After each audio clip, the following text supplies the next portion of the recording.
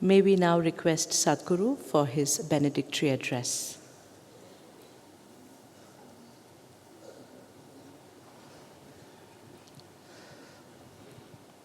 Sarve bhavantu sukhinah, sarve santu niramaya, sarve bhadrani pashyantu, ma kaschit dukkham apnuyat. This is the universal prayer that's Indian in its origin.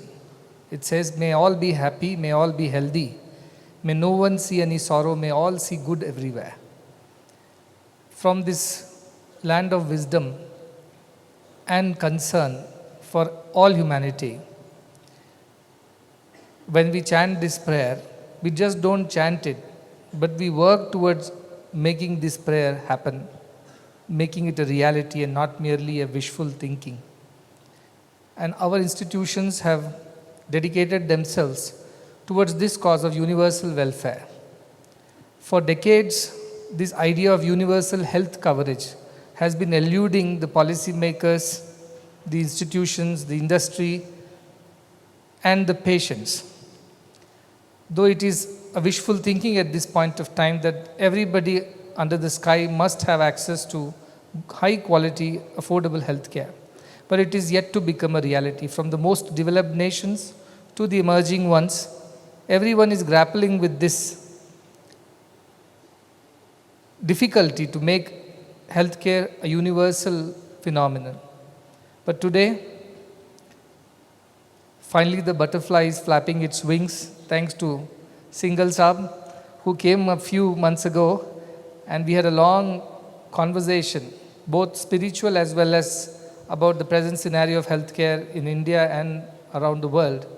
And he came up with this thought that I think it's time to do something different, something that is going to have a lasting impact on the legacy of healthcare systems in India and maybe from there internationally too.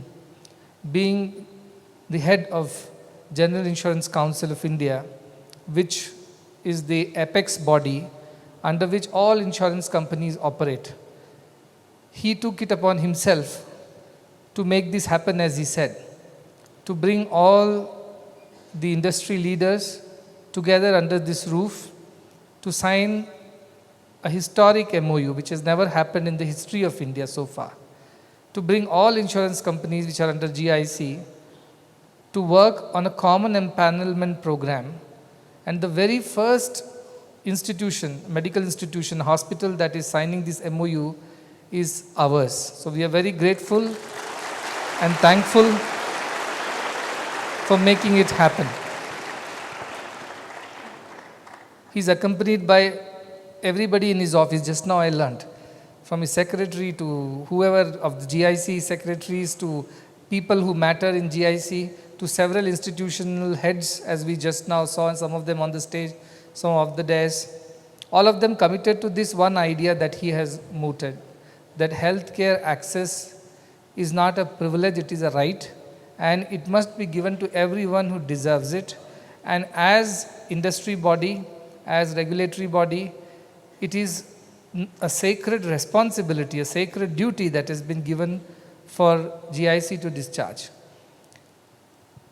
Giving a little history of our institutions for the sake of those who are here for the first time. This mission began about 12, 13 years ago. We did not have a single hospital at that point in time. We built the very first pediatric heart hospital in Chhattisgarh, Raipur. I was born in Chhattisgarh, and I had a soft corner for the poor and the tribal people of Chhattisgarh. And by Bhagwan Baba's grace, who is the real founding father of this mission, we were inspired to start the first hospital. It is one of the world's largest chain of pediatric heart hospitals today, which serves for free. There are 4 dedicated pediatric heart hospitals from Kargar in Navi Mumbai to Palwal in Haryana, Chhattisgarh, Raipur, Nava Raipur, and Kondapaka in Hyderabad, Telangana.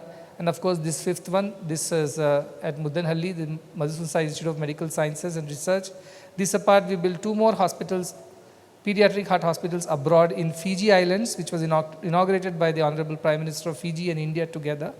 And a hospital we built in Sri Lanka, in Batticaloa, in the war-torn region of Batticaloa. This apart, we also build general hospitals in Nigeria, as far as Nigeria, 2 of them. And we are working on a hospital project. We already have a center, medical center in Mississippi. Clarksdale is the name of the town, and the Mississippi state of the United States of America. There are many proposals that are in the offing from various other charities who want to work with us to provide universal healthcare access, not just for Indians, but for all the people, because our mission is called One World, One Family. So everybody is welcome. And as you would have seen in the video, even in this institute here, people have come from Australia to the UK, to Malaysia, to Italy, from everywhere, not just from India, from everywhere they have come here. Not because they cannot afford it in their country. Maybe their country has better healthcare systems and they can afford it, but they believe, they trust that this system is going to do an honest job of their healthcare needs. In India, these hospitals, pediatric heart especially, have served over 38,000 pediatric cardiac surgeries have been done absolutely free of cost, and millions of consultations. We have mother and child hospitals across India, 5 of them, from Rishikesh all the way, Raiwala, near Rishikesh, down to Karnataka, which is here.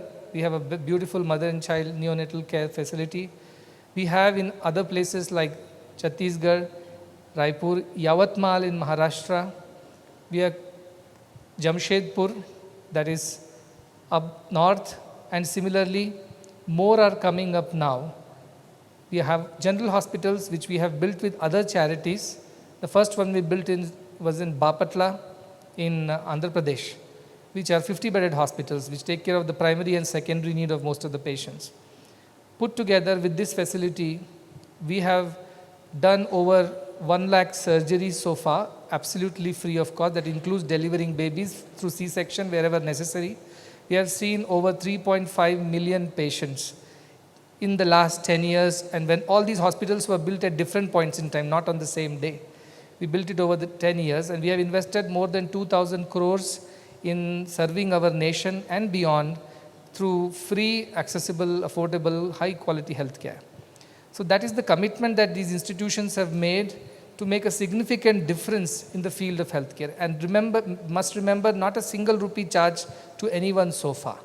From heart surgeries to C-section deliveries to neonatal care to emergency care to neurology, urology, orthopedics, name it, all this has been absolutely free of cost. I know sometimes it is hard to believe.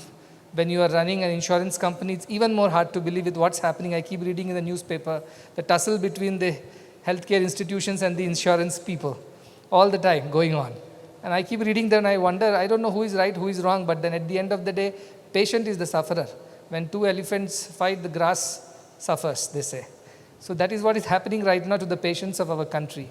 So there has to be some sense, there has to be some method to this madness. And I am very happy that Mr. Singhel has taken it upon himself to, if I may so, to bell the tiger of healthcare and bring some sense of discipline and regulation and righteousness in healthcare. This is why I appreciate it so much, because I know it is not easy. There will be forces up against you in arms.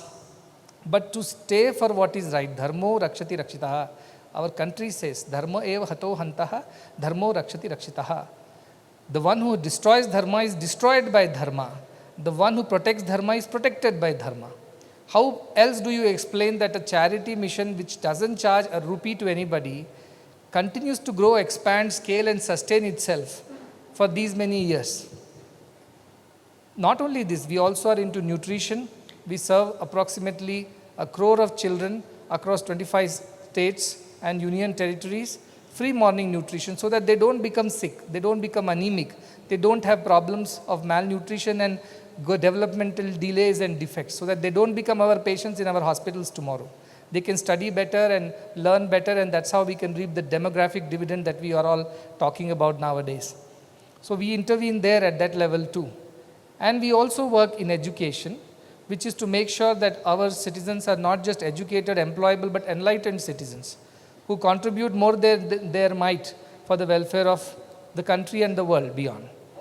We have institutions, 30 plus institutions, including 3 university campuses, and the world's only and the very first free of charge medical college, which was the first inaugurated by the Honorable Prime Minister on this very same stage 3 years ago almost. When we built these institutions, we had a vision that it's not just about bringing down the cost of healthcare, affordability of healthcare, or making sure that everybody is insured and is able to access healthcare. It was also to give the world good quality healthcare providers, be it doctors, surgeons, nurses, paramedics. And because of the high cost of education in these fields, which has also been privatized largely, the cost of post-graduation, for example, I was telling yesterday when Mr. Injeti Srinivas was there, somebody who was at the finance ministry and now he chairs NSE. I was telling him that 2 years ago, a postgraduate seat in radiology in Gujarat's one corporate medical college went for 11 crore rupees. From 2 to 11 crore rupees, anything in between is the cost of postgraduate programs in some of these very popular specialties in the country, which makes quick bucks, you see. In the background of all of these, our institutions have stood tall and firm to make sure that this idea of Sarve Santu Niramaya, the Indian idea, is manifested, is made a reality in our lifetime. Whether it is providing medical education for free to the most needy, deserving, and very bright rural students. Many of them are sitting here. May I ask them to just stand up? The girls are right here in front. I think boys are behind. But please stand up. These are the girls who have joined the medical school in the last 2 years, and third batch is in the offing. The nursing also, please. Nursing, paramedical. And the boys are right behind over there. They all have got a free seat. They are becoming nurses, doctors, and yes, sit down, thank you. And paramedics who can support the institutions, healthcare institutions, and because they don't carry the burden of an education debt, they are more willing than anybody else to go and serve in remote, rural, and small towns. And they are not rushing and making a beeline to the corporate healthcare setups because of the need to earn and repay their loans. So this is how this mission is so committed and working at both the ends of the spectrum to prepare healthcare professionals, good quality, highly talented, highly committed and compassionate on one end, and on the other end making healthcare so accessible and affordable that going all the way to not charging anything to the patients and having served millions so far. But to scale it further and make sure that this becomes a commonplace thing in the entire country, in every part of the country, we needed partnerships, we needed collaborations, we needed right and like-minded people to work alongside. And that is where GIC comes into picture, because the biggest problem of the country today is not perhaps the 20% upper class which takes care of its own needs, it can pay for it, it can afford it, it can even go abroad to get it done. Then the remaining 45 to 50% of the rural and poor population which is covered under the various social schemes, including state and central schemes, ABARK is one of them. But then there is this missing middle in between of approximately 35 to 40 crore people who neither fall into the category of ABARK eligibility, nor they are so capable that they have taken very high-end insurance or they can pay it for themselves from their earnings and savings. These 40-45 crore people who are stuck in the middle, what is known as missing middle, is the category where we are looking to intervene with the help of GIC. And taking care of them also, these are mostly self-employed people, shop owners, small shop owners, taxi drivers, or workers in industries. Many of them are not covered under some of these schemes. Some are employee schemes are there, but largely many of them are left out. They have fallen through the cracks in the system. And this is where we are trying to intervene and stop the rampant commercialization of healthcare in India. We talk about some kind of controls or regulations, but as I said, life is so precious that one is ready to go to any extent to save oneself and one's loved ones. Now, without quoting, but I have what he mentioned just now. If there is an insured one, then C-sections are 80% in that category. If there's no insurance, then mostly they try to manage within whatever the patient can afford to pay. And there are only 15% C-sections, for whatever be the reasons. But one reason is surely if they can pay, let us take it. Now I met somebody in Delhi, a very renowned transplant surgeon. I know transplant is another thing altogether in our country. What's going on, everybody knows. He was telling that even if it is not necessary, they do it because there is an insurance that covers it. And that is the tussle between the healthcare institutions and the insurance companies, because if you charge the patient and the insurance company for what is rightfully done for the patients, nobody has a problem. But sometimes, because most of our healthcare institutions which have been corporatized are largely owned by private equities and foreign investors, so they have this pressure to deliver quarter on quarter. And that's where the gap is. And obviously, the sufferer, as I said, is the patient at the end of the day. And middle class, what he was talking about, they are only one healthcare bill away to fall from the middle class to the lower middle class and lower middle to the poor. From APL to BPL, it's just one medical bill that makes it happen. And for most of the families, because we have children coming from rural India, many of them lost their parents, many of them have huge debts, they are farmers' children, and they have gone through a lot of trauma and difficulty. So I understand these stories that happen every day. And I am from a middle class family, so I do understand the problems of middle class. We are good as long as we don't have a catastrophe, a medical catastrophe like a healthcare bill. Somebody gets a heart attack and we are done, all our savings get wiped out. And as he said, now maybe less people are being pushed into poverty because of out-of-pocket expenses. But there were times when 6 crore to 10 crore people were pushed into poverty every year. So one side the government pulls them out of poverty, the other side the bucket leaks, and then all these people go back into below poverty. So the only plugging of this hole is to make this healthcare transparent, accountable, regulated, and provided through right kind of healthcare institutions, which are honest and have integrity. I think we are, with pardonable pride, we can say that we have done whatever we can in ensuring that this happens. And that is why we have so many satisfied patients who are very happy, not just because they got good quality healthcare services, but also they got it with a lot of love and compassion. Our doctors are happy doctors because there are no targets every day. Our patients are happy patients because there is no pressure of paying the bill before even you get admitted. Our healthcare workers in our institutions are happy workers because they know they are doing a good job of whatever is being given to them. So there is so much of happiness in the system that itself has a healing effect. And this is why this system needs to be promoted.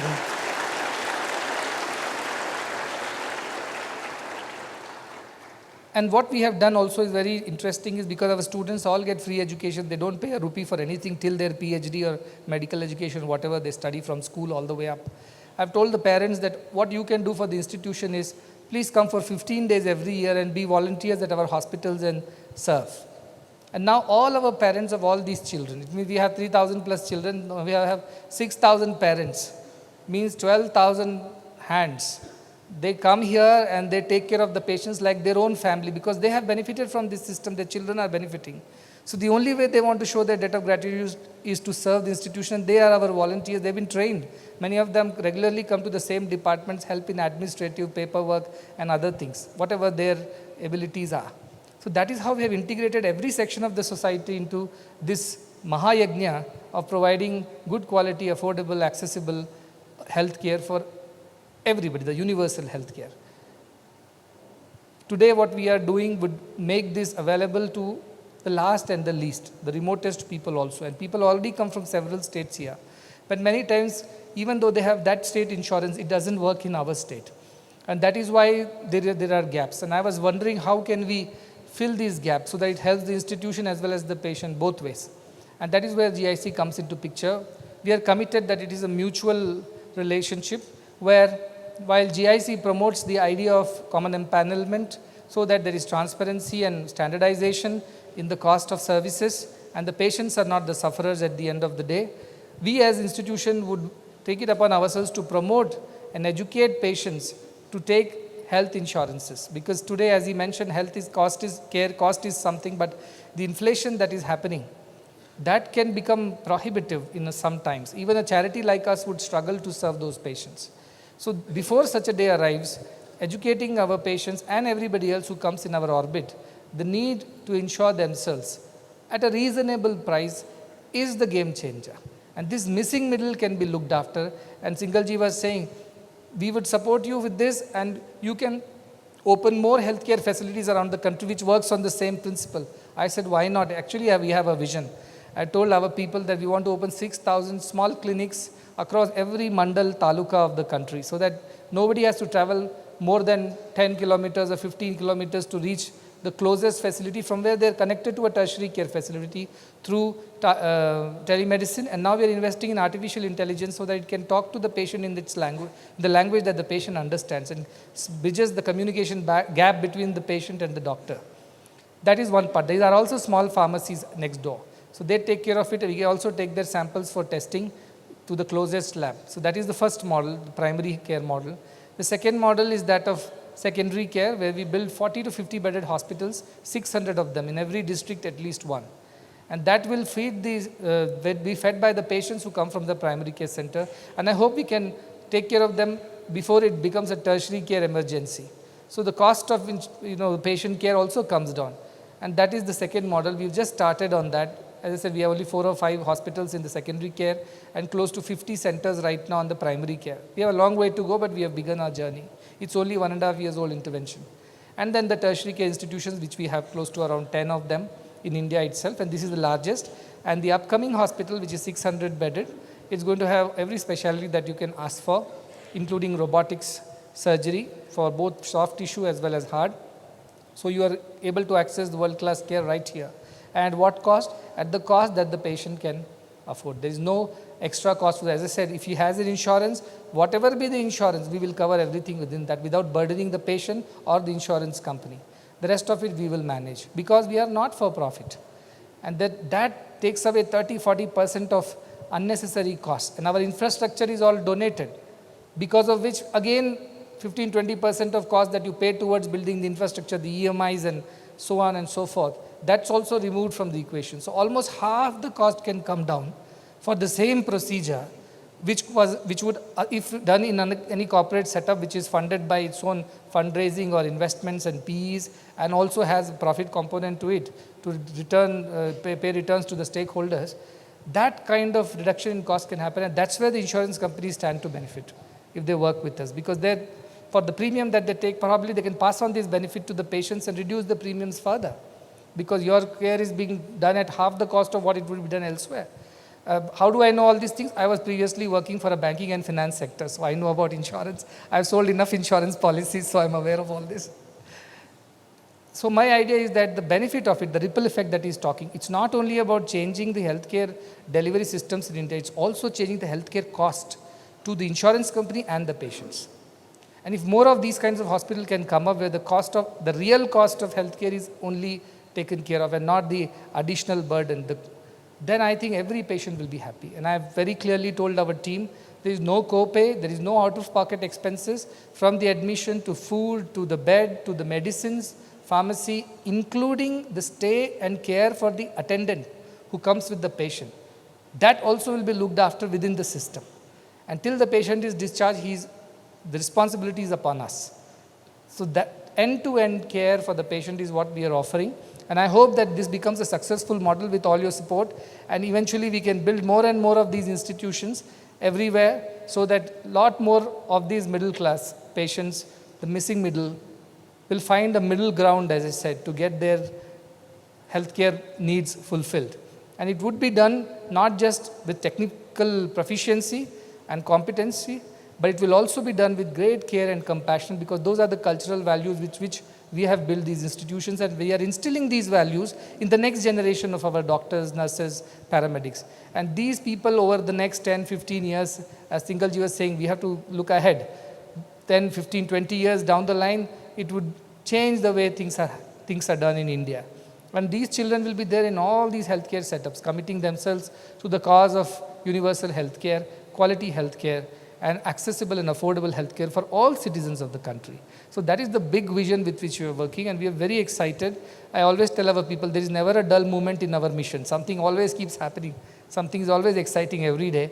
But today it is very exciting because I think it is very strategic. It is path-breaking.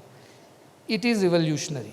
And maybe its effects will not be felt now, but sooner or later there will be a tornado around the country and the world with this new way of working, where charities like us, absolutely committed to selfless service, join hands with committed insurance providers like all of you, who want to do good for the country, who want to do good for the patients, and it is supported hopefully by the laws and the regulatory bodies and authorities of the country. This is the model that only India can achieve, because India has been praying ever since the dawn of civilization, Sarve Santu Niramaya, Sarve Santu Niramaya. No other country did that. India did that from the day one. I'm sure those prayers of the rishis and the ancestors and the great ones would come true today with all our collaboration. So I would once again like to thank everybody on the stage, Mr. Singhel, Mr. Das, Mr. Singh, Mr. Mayank, of course Upadhyay ji, Dr. Upadhyay from our institute, and everybody else who works in this mission, and all our dignitaries and guests who are sitting down the stage. To everybody, my best wishes. And as I said, we have to make it work. A marriage has to be made to work. It doesn't work on its own. So we are committed to making it work, and making it work well, happily, and with mutual benefits. So that the impact on the patient is happening and the patient is benefited from this effort. So closing with another prayer. Of course, I have to thank Vivek, because Vivek was the one who initiated this. He worked very hard to bring all these agencies together. So thank you. He's a young kid on the block when it comes to insurance, but he has done a great job of bringing everybody together. So we'll close with a chant from Upanishads again, the Shanti Mantra, which says, together we serve. Sahana Bhavatu. Everybody chants? Okay. Om Sahana Bhavatu Sahanau Bhunaktu Sahaviryam Karavavahai Tejasvinavadhitamastu ma Vishavahai. Om Shanti, Shanti, Shanti. Thank you very much.